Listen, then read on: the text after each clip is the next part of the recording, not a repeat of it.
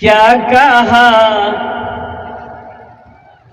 क्या कहा हलीमा ने, क्या कहा, क्या कहा हलीमा ने, आपको संभाला है। क्या कहा है। हलीमा कौन थी? हाँ देखिए, इसको पता ही नहीं हलीमा कौन है। हजरत हलीमा कौन है इसके बारे में पता नहीं है। कुर्बान जाओ। और अमिताभ बच्चन का नाम पूछिए, बता देगा।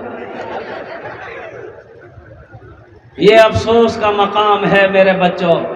ये हजरत हलीमा, दाई हलीमा वो है, वो जात है जो अल्लाह के नबी जनाब मोहम्मद रसूलुल्लाह सल्लल्लाहु अलैहि वसल्लम को दूध पिलाई थी। कुर्बान जाओ। ये हलीमा है, ले गई अपने घर हजरत हलीमा, अल्लाह के नबी सल्लल्लाहु अलैहि वसल्लम की परवरिश की, दूध पिलाई। बहुत गरीब थी हजरत हलीमा सादिया। बच्चा लेने गई थी मक्का, और पैसे वाले लोग अपने अपने बच्चों को देहात में भेज देते थे बचपन में, ताकि परवरिश पाए बच्चे का, सेहत व तंदुरुस्ती का कहते ठीक रहे। वहाँ का आबो हवा बेहतर होता है गांव देहात का। तो हजरत हलीमा जब मक्का पहुंची तो और सब दाइयाँ जो गई थी मक्का, तो अमीरों के बच्चों को सब दाई ले ली। अब गरीब का बच्चा बचा है, ये एक यतीम बच्चा है, बाप भैया नहीं है। कुर्बान जाओ। हजरत हलीमा सोची कि अब यहाँ आए हैं तो खाली हाथ काहे जाएंगे, कम से कम इसी यतीम बच्चे को लेकर चले। अरे सुभान अल्लाह बोले ना, माशाअल्लाह। ये यतीम बच्चा कौन थे? कौन थे? इमामुल अंबिया जनाब मोहम्मद रसूलुल्लाह सारे लोग बोलो सल्लल्लाहु अलैहि वसल्लम थे। कुर्बान जाओ। झूले में झूल रहे थे। हजरत हलीमा पहुंची, हजरत आमिना रदी अल्लाह ताला, हजरत आमिना ने कही और कुर्बान जाओ कि इस बच्चे को ले जाओ। और झूले के पास हजरत हलीमा जब आई, बच्चे को चेहरे को देखना था। कुर्बान जाओ। हजरत हलीमा कहती है कि आज तक मेरी आंखों ने इतना खूबसूरत बच्चा नहीं देखा है। आज तक मेरी आंखों ने इतना खूबसूरत बच्चा नहीं देखा। और सीने से लगाई, इजाजत मिल गई। हजरत हलीमा अपने घर लेकर पहुंची। हजरत हलीमा बहुत गरीब थी। अच्छा, कहत साली का जमाना है मुसलमानों, सुनो, कहत साली का जमाना है, महंगाई का जमाना है, और खाने को अनाज नहीं है, पीने को पानी नहीं है, पहनने को कपड़ा नहीं है। हजरत हलीमा के घर में ऊंट भी था, बकरियां भी थी, दूध।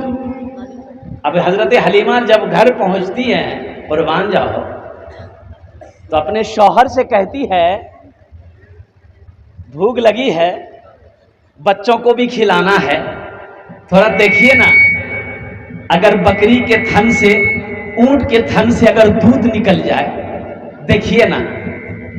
इसलिए कि देखिए, बारिश नहीं होती थी, जिसके वजह से घास नहीं उगता था, हरियाली नहीं थी, खेत खलियान सब सूखे पड़े हुए थे। ओ हजरत हलीमा के शौहर बर्तन लिए बकरी के पास पहुंचे तो देखते हैं, या अल्लाह, ये थन है, दूध से थन भरा है, खुशी का ठिकाना नहीं। ये थन में तो कुछ नहीं था, ये थन में दूध आया कहां से? दूध तो है।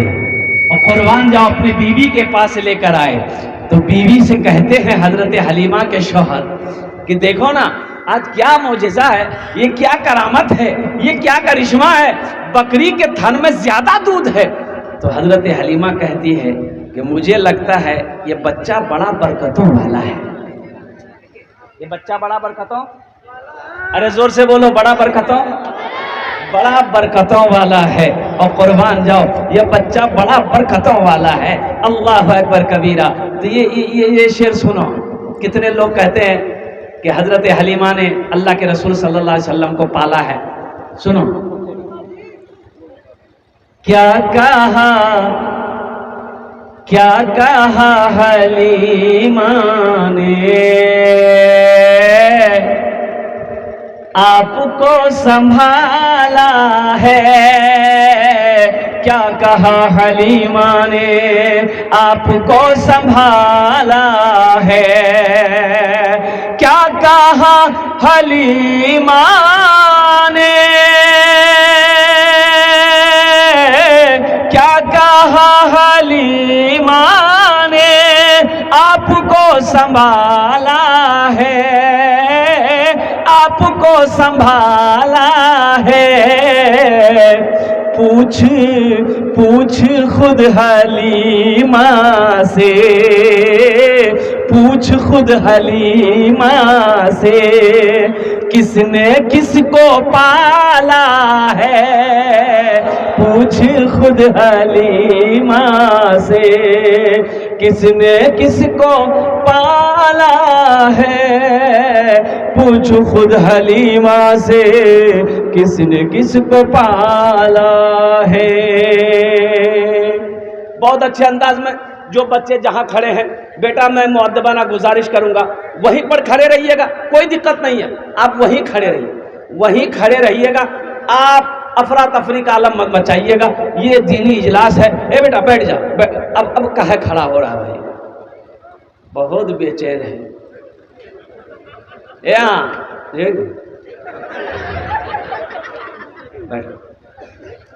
क्या कि जलसे में तकरीर कर रहा था, एक नौजवान खड़ा हुआ, मैंने कहा क्या हुआ, बोला है बेटा 10 मिनट का फिर खड़ा हुआ, मैंने कहा है परेशान, बोला मोदी साहब बहुत जरूरत लग रहा है। बैठो, नौजवान हो बर्दाश्त करो, नौजवान हो कि पोल्ट्री मुर्गी हो।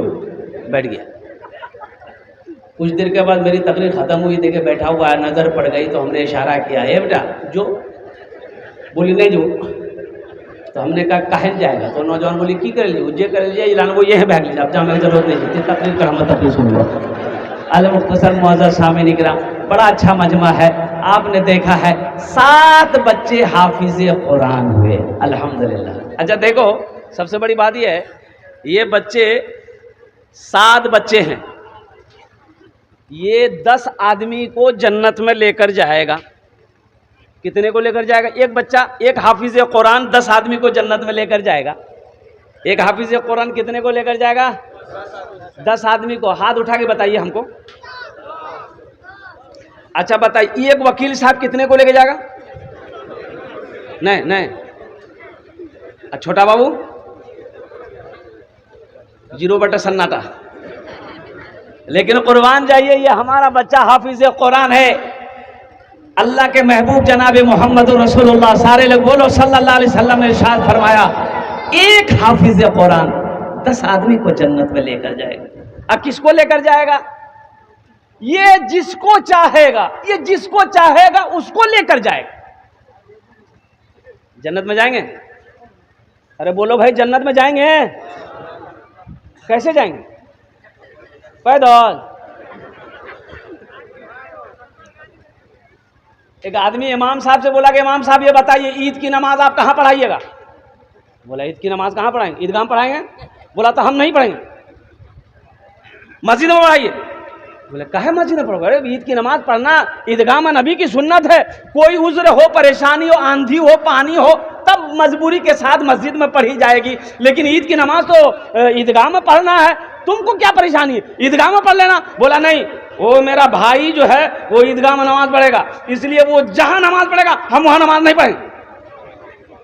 भाई से चल रही थी तो इमाम साहब बोला कि बाबू, ईदगाह में नमाज पढ़ना वो मेरे दूसरी तरफ रहेगा, तुम बाएं तरफ रहेगा। वो अगर दाएं तरफ रहेगा तुम बाएं तरफ रहना, अगर वो बाएं तरफ रहेगा तुम दाएं तरफ रहना, नमाज पढ़ो घर आओगे। बोला इमाम साहब आप दाएं बाएं की तरफ कह रहे हैं, अगर वो जन्नत में चला गया हम जन्नतों में नहीं जाएंगे। बोला वाह बेटा वाह, तो बहुत अच्छी दुश्मनी निभा रहा है।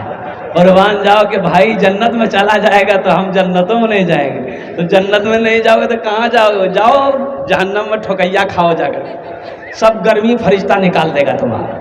10 आदमी को जन्नत में लेकर जाएगा। अच्छा इसके माँ बाप का क्या मकाम होगा? बड़ा ऊंचा मकाम होगा। बाप के सर पे अल्लाह ताज पहनाएगा, ताज। अब वो ताज कैसा ताज होगा? तो अल्लाह के हबीब सल्लल्लाहु अलैहि वसल्लम ने इरशाद फरमाया, हज़रत मुआज़ बिन जबल रदी अल्लाह ताला अन्हु बहुत बड़े जलीलुल क़द्र सहाबी है, ये रावी रिवायत फरमाते हैं कि अल्लाह के रसूल ने इरशाद फरमाया, ए मुआज़ जानते हो उस ताज में कितनी रोशनी होगी जो हाफिज कुरान के बाप के सर पर और माँ के सर पर पहनाया जाएगा, कितनी रोशनी होगी। कहा कि या रसूल अल्लाह सल्लल्लाहु अलैहि वसल्लम मेरी माँ और मेरे बाप आप पर कुर्बान, ये तो आप बता सकते हैं, अल्लाह जानता है। तो अल्लाह के महबूब ने इरशाद फरमाया, ए मुआज़ जो हाफिज कुरान के माँ बाप के सर पे जो ताज पहनाया जाएगा उस ताज में इतनी रोशनी होगी कि सूरज की रोशनी फीकी पड़ जाएगी। सूरज की रोशनी। तो अहले महशरियों पूछेंगे अल्लाह के फरिश्ते से, ये कौन है, ये कौन है जिनके सर पे ताज पहनाया गया, ये कौन है? कोई अंबिया है। अल्लाह के फरिश्ते कहेंगे नहीं नहीं ये कोई अंबिया नहीं है। तो फिर ओ लोग पूछेंगे ये कोई शोहदा है, कहा कि शोहदा भी नहीं है। तो फिर लोग पूछेंगे ये कोई सालिहीन की जमात में से है, कहा कि नहीं सालिहीन की जमात में से भी नहीं है। सिद्दीकीन है, सिद्दीकीन भी नहीं है। तो भाई आखिर ये है कौन जिनको ये ताज पहनाया गया है? तो अल्लाह के फरिश्ते जवाब देंगे ये वो माँ बाप हैं जिन्होंने दुनिया के अंदर में अपने बेटे को हाफिज कुरान बनाया था। सुभान अल्लाह बोला था माशाअल्लाह। जिन्होंने दुनिया के अंदर में अपने बेटे को आलिम दीन बनाया था, जिन्होंने दुनिया के अंदर में अपने बेटे को हाफिज कुरान बनाया था। ऐ मुसलमानों, ऐ नौजवानों, हम आपको अपने बच्चे को इंग्लिश पढ़ाने से मना नहीं करते हैं, हिंदी पढ़ाने से मना नहीं करते हैं, संस्कृत पढ़ाने से मना नहीं करते हैं। हमारा बच्चा बंगला भी पढ़ेगा, मराठा भी पढ़ेगा, उड़िया भी पढ़ेगा, संस्कृत भी पढ़ेगा, हिंदी भी पढ़ेगा, हर भाषा पढ़ेगा। लेकिन मेरा कहना है कि मेरा बच्चा दुनिया का हर भाषा से पहले अगर पढ़ेगा तो अल्लाह का कुरान पढ़ेगा।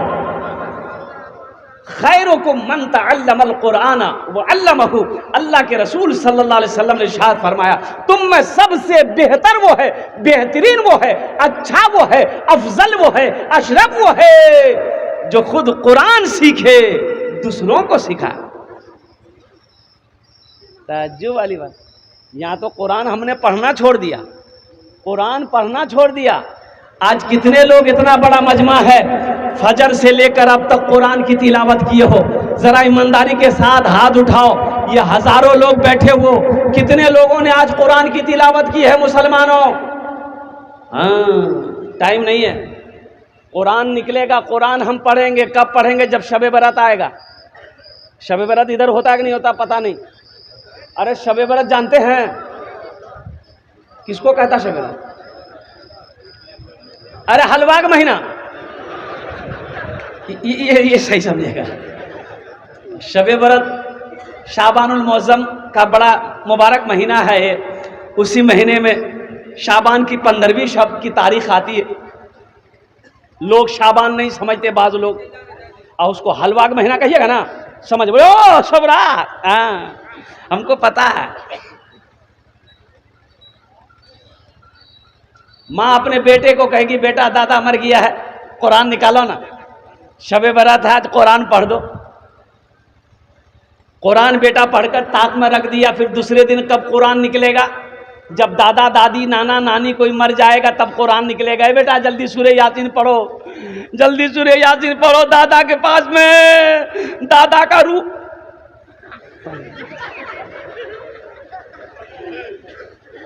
वहां सूरह यासीन पढ़ी गई। अच्छा, कुरान कब पढ़ा जाएगा, कब निकलेगा? सुनो, हाँ, एक मौके पर और भी कुरान निकलेगा। कब निकलेगा? जब किसी से झगड़ा होगा, जब किसी से लड़ाई होगी। उठाओ कुरान, तुम सच्चा हो कुरान उठाओ, अल्लाह कुरान उठाओ। कुरान इसीलिए आया था, अल्लाह ने ऐसी नाजिल किया था कुरान को कसम खाने के लिए। मुसलमानों, अब भी अगर नहीं जगे, अब भी अगर नहीं सुधरे तो बहुत धुलाई होने वाली है। एक बात याद रखिए। अभी हिंदुस्तान में क्या हो रहा है आपको पता है कि नहीं? अरे पता है, आपको पता नहीं है। बहुत कुछ हो रहा है हिंदुस्तान के अंदर में, आपको खबर नहीं है। हमारी मस्जिदें छीनी जा रही है, मदरसों में ताले लगाए जा रहे हैं, और कुर्बान जाओ वक्फ बिल का पास हो गया। वक्फ बिल पास हुआ ना, पता है कि नहीं? अरे बोलो भाई पता है? हाँ पता तो है, ये है। तो अब क्या कीजिएगा? बोला मक्के काटेंगे, मकई काटेंगे, वक्फ बिल पास हुआ तो उससे क्या मतलब है? जाने मौलवी, हमको क्या मतलब है? ये मौलवियों का मसला है, ये उलमा का मसला है, ये तंजीम का मसला है, हमको क्या लेना देना है? लेकिन मुसलमानों कुर्बान जाओ। मौलाना अबुल हसन अली रहमतुल्लाह अलैह, कुर्बान जाओ। कई बरस पहले एक जुमला आपने कहा था, मुसलमानों होश में आ जाओ, अगर अब भी नहीं जगे तो वो दिन दूर नहीं जो तुम्हें सजदा करने की जगह नहीं मिलेगी। खाली गोश्त खाने से होगा? 300 टका किलो गोश्त, हफ्ता में 4 दिन इसको गोश्त चाहिए, बगैर बोटी का रोटी नहीं खाएगा। वक़्फ़ बिल क्या है इसको पता नहीं है, हिंदुस्तान में क्या हो रहा है इसे पता नहीं है, इसे खबर नहीं है। इसलिए मेरे दोस्तों, मेरे नौजवानों, मेरे बच्चों, मेरे बुजुर्गों, अपने बच्चे को कुरान पढ़ाओ, बहुत जरूरी है। एक बात याद रखो, तलबुल इल्म फरीज़तुन अला कुल्ली मुस्लिमति व मुस्लिमा, इल्म का तलब करना, हासिल करना हर एक मुसलमान, औरत और मर्द दोनों पर फर्ज है। जैसे नमाज और 5 वक्ता नमाज पढ़ना फर्ज है, रमजान का महीना का रोजा रखना फर्ज है, और उसी तरीके से अल्लाह ने जिसको दौलत दी है, जो साहिब निसाब है, खाने काबा का हज करना फर्ज है, उसी तरीके से तालीम का हासिल करना फर्ज है। कितने लोग अपने बच्चों को कुरान पढ़ाएंगे? हाथ उठाओ इंशाअल्लाह, अल्हम्दुलिल्लाह। बच्चों को अपने साहिबे ईमान बनाओ, बच्चों को अपने साहिबे ईमान बनाओ, कुरान पढ़ाओ, कुरान पढ़ाओ, सरकार की सीरत पे जरा इनको चलाओ, कुरान पढ़ाओ, कुरान पढ़ाओ। सब करकड़िया नोट से, एटीएम से निकला।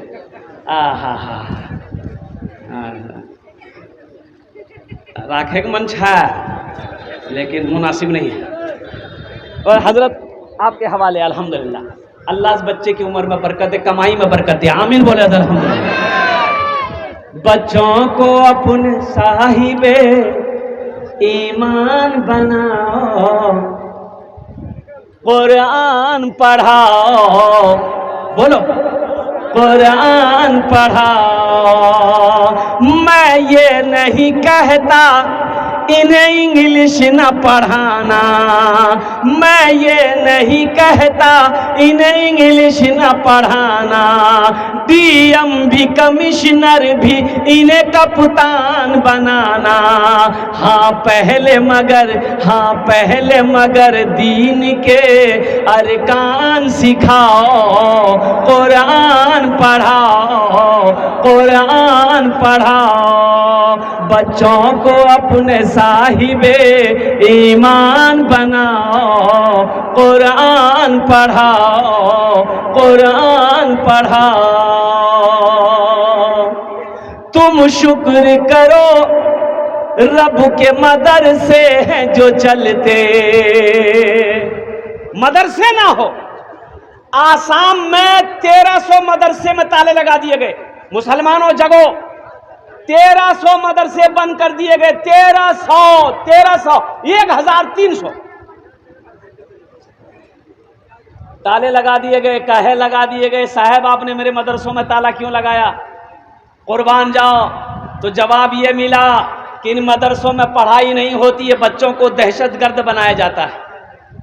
अल्लाहु अकबर कबीरा वल्हम्दुलिल्लाहि कसीरा व सुबहानल्लाहि बुकरतम वसीला। मुसलमानों अब भी वक्त है, अल्लाहु अकबर कबीरा। हम तो यही कहेंगे कि भाई मदरसों में बच्चों को दहशतगर्द बनाया जाता है कि बच्चों को पढ़ाया जाता है। अल्लाह आपको भी तौफीक दे तो आप भी आकर पढ़ो मदरसे में, फिर देखो कि बच्चे को ये जो कुरान पढ़ाया जाता है, कुरान वो किताब है कि जो भी पढ़ेगा वो इंसान बन जाएगा।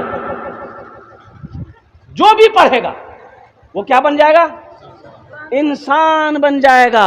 कुरान वो अजीम किताब है, वो लारैब किताब है। जो कुरान को पढ़ेगा अल्लाह उसकी जिंदगी को बदल देगा। जो कुरान को सीने से लगाएगा अल्लाह यहाँ भी इज्जत की जिंदगी अता फरमाएगा, आखिरत में मकाम को बुलंद फरमाएगा।